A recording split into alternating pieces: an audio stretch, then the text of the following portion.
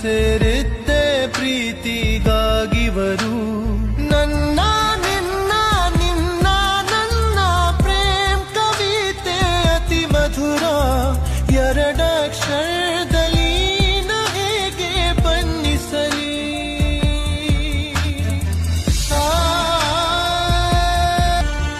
ನಿಂಗೆ ಮನಸ್ಸನ್ನು ಕೊಟ್ಟು ಈ ಜಗವನ್ನೇ ಕೊಂಡೆ ಎಂದು ಯೋಚಿಸಲಿಲ್ಲ ಮರೆತರೂ ಆಗುತ್ತಿಲ್ಲ